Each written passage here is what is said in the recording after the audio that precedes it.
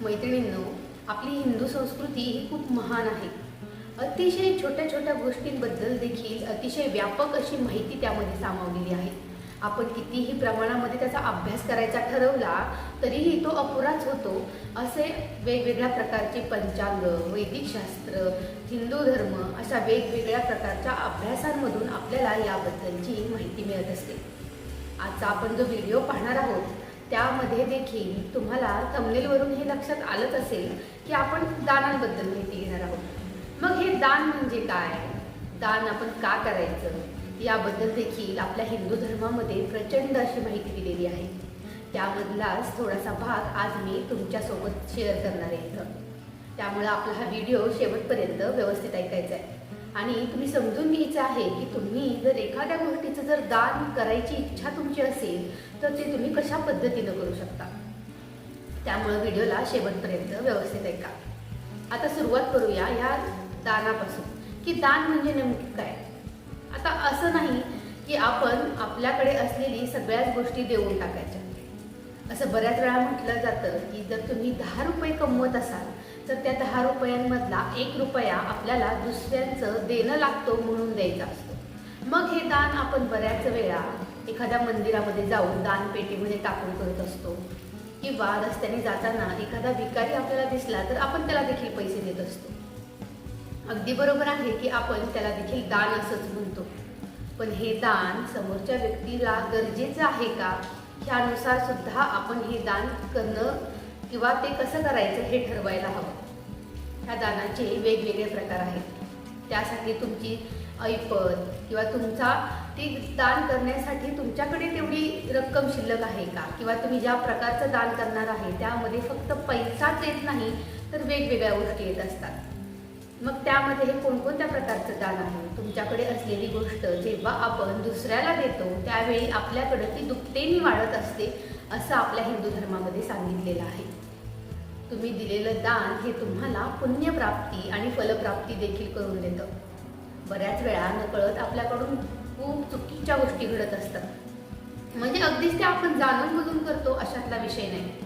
तरी देखील आपल्याकडनं ह्या घडलेल्या ज्या चुका असतात त्यांच्यापासून थोडंसं प्रायश्चित्त म्हणून जर आपण हे दान केलं तर आपल्याला ते नक्कीच फलप्राप्ती देतं. मात्र एक गोष्ट तुम्ही ही लक्षात ठेवली पाहिजे की जेव्हा आपण अशा प्रकारचं जे दान करतो त्यावेळी आपल्या मनामध्ये कोणत्याही प्रकारचा अहंभाव, गर्विष्ठपणा असता कामा नये. नाहीतर मग तुम्ही दिलेल्या दानाचा काही अर्थच राहत नाही. हे जे दान तुम्ही दुसऱ्याला देता त्यावेळी मी हे केलं आणि हे मी दिलं बरं का असं जर आपण गावभर करत असेल तर त्याबद्दलचं पुण्य आपल्याला कदाचित मिळणारच नाही. ते आपण करतो ते म्हणजे मग फक्त दिखाऊपणा म्हणायचं. त्यामुळे दान करताना एक गोष्ट लक्षात ठेवा की तुम्ही जे काही दान करणार आहात, जी कोणतीही गोष्ट, म्हणजे मी आता पुढं तुम्हाला जे काही प्रकार सांगतेय त्यामधलं कोणतंही दान तुम्ही जर करत असाल तर त्याबद्दल उगीचच बाऊ करू नका. ते केलं आहे हे तुम्हाला माहीत आहे, परमेश्वराला माहीत आहे. त्यामुळे दुसऱ्या कोणीही त्याबद्दल बडेजावपणा करून आपल्याला गावभर ह्या गोष्टी मांडायच्या नाही.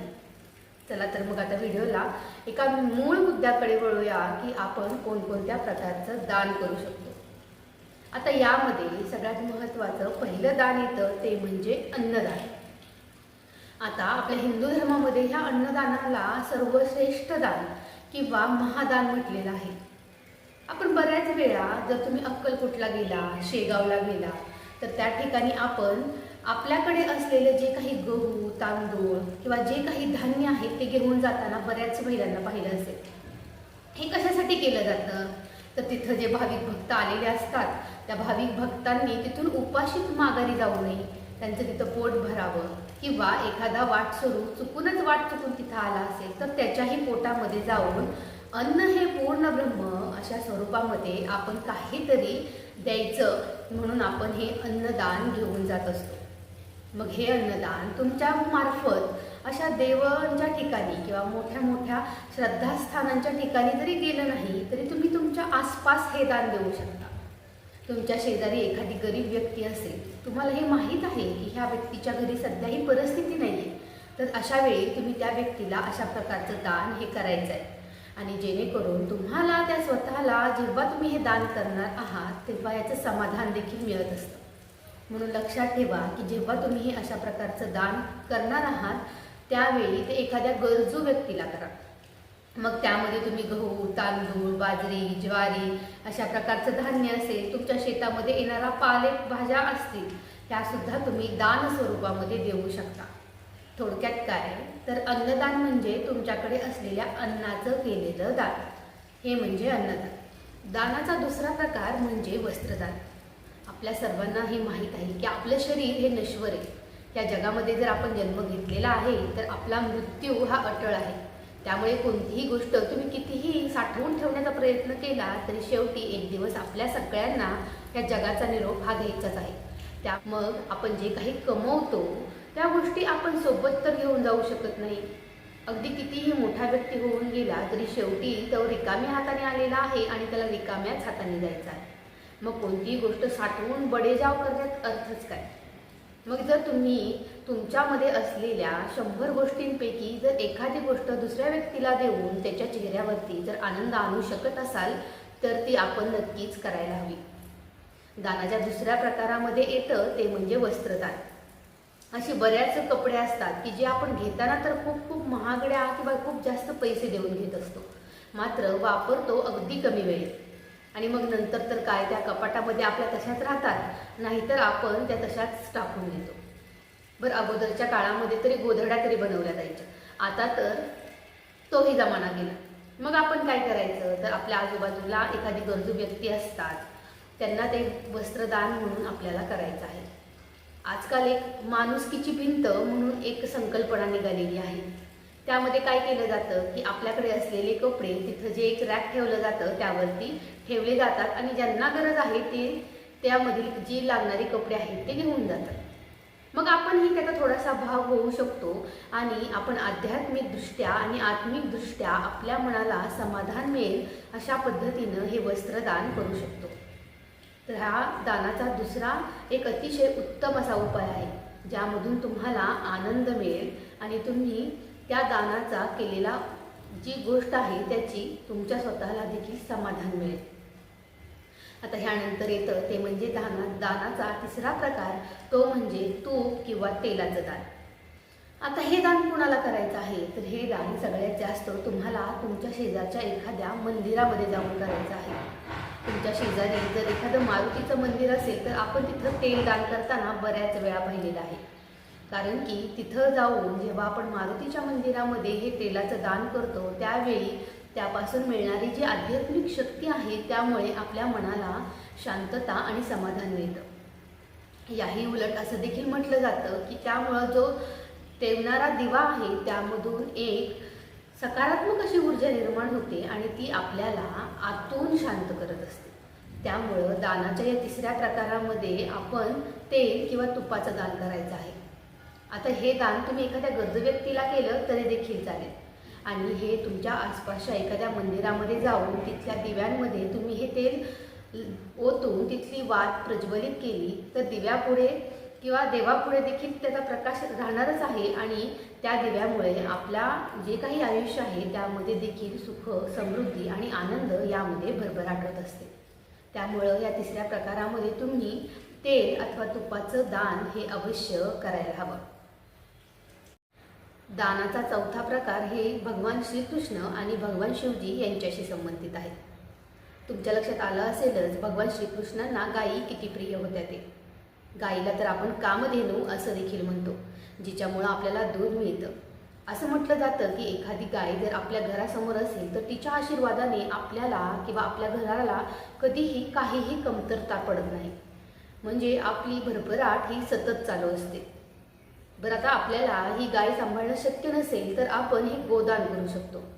म्हणजे काय तर गायी जी चारा खाते तो चारा, पेंडी किंवा आणखीन कोणकोणत्या प्रकारचं जे काही चपाती असेल किंवा तुमच्याकडून शक्य असेल असं गोदानाचा मधला प्रकारामधली कोणतीही गोष्ट तुम्ही दान करू शकता. त्यामुळं थेट भगवंताशी संबंध असलेलं हे दान तुम्ही महिन्यामधून एकदा तरी अवश्य करायला हवं. दानाचा जो पाचवा प्रकार आहे तो सेवा किंवा वेळ दान याबद्दल संबंधित आहे. आता सध्या पालखी चालू आहे. मग पालखीमध्ये आपण जेव्हा जे सगळे वारकरी चालत येत आहेत त्यांची पाय चेपताना किंवा त्यांचे हातपाय चोळून देताना आपण अनेक लोक पाहत असतो. हे काय करत असतात तर हे एक प्रकारची सेवा करत असतात किंवा आपला जो अमूल्य वेळ आहे त्यामधला थोडासा वेळ जे भाविक भक्त आहेत त्यांच्यासाठी देत असतात. आपण जे काही दान करतो त्यामध्ये हा एक अतिशय महत्त्वाचं असं प्रकारचं दान आहे जे सगळ्यांनाच देणं शक्य नाही. आजच्या धावपळीच्या जीवनामध्ये तर एक एक मिनिट सगळ्यांसाठी खूप महत्त्वाचा आहे. मग त्यामधून देखील तुम्ही जर असा थोडाफार वेळ दान करण्यासाठी जर काढला तर तुम्ही विचार करा त्याचं पुण्य आपल्याला किती मिळणार आहे. त्यामुळे जर तुम्ही एखाद्या तुमच्या आसपासचं जे काही मंदिरं वगैरे असतील त्या ठिकाणी जाऊन साफसफाई किंवा स्वच्छता करण्यासाठी किंवा भगवंताची सेवा करण्यासाठी तिथल्या भगवंताची पहाटे जाऊन तिथली आंघोळ वगैरे किंवा तिथले सगळी स्वच्छता करणं, देवाची आरती करणं, हे सगळी सेवा जी आहे ती सेवा करणं. तुमच्या इथं जर आजूबाजूला काही गरीब व्यक्ती असतील तर त्यांना काही मदत हवी आहे का तर ही सेवा करणं, अथवा एखाद्याला गरजू व्यक्तीचे हातपाय चेपून देणं, त्यांना औषधं देणं, अशा कोणत्याही प्रकारचं दान हे सेवा किंवा वेळेच्या दानामध्ये येतं. तर अशा पद्धतीनं तुम्ही हे सेवा किंवा वेळेचं दान देखील अवश्य करायचं आहे.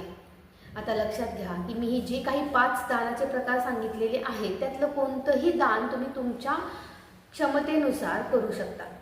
फक्त एकच गोष्ट करा की त्यावेळी तुमच्या मनामध्ये कोणताही गर्विष्ठपणा ठेवू नका, ममभाव ठेवू नका. कारण की जर तुम्ही असं केलं तर तुम्ही जे काही दान करत आहात त्याला शून्य अर्थ राहतो. तुम्ही हे फक्त मग बडेजावपणासाठी करत आहात असा त्याचा अर्थ होतो. म्हणून दान करा पण त्याचा कुठेही बोबाटा करत बसू नका. कारण की तुम्ही थेट भगवंताशी जोडले गेलेला असता. त्यामुळे तुम्ही जे काही करणार आहात त्याचं पुण्य देणारा परमेश्वर हे सगळं पाहत असतो. तर अशा पद्धतीनं तुम्हाला मी जे दानाचे प्रकार सांगितले त्याबद्दल एकदा नक्की विचार करा. आपला हा व्हिडिओ तुम्हाला कसा वाटला आहे हे मला कमेंटमध्ये नक्की सांगा. आणि अजून कोणती माहिती तुम्हाला हवी आहे ते देखील तुम्ही मला कमेंटमध्ये नक्की विचारू शकता. आजच्या व्हिडिओमध्ये आपण इथंच थांबूया. भेटूया पुढच्या व्हिडिओमध्ये. तोपर्यंत नमस्कार.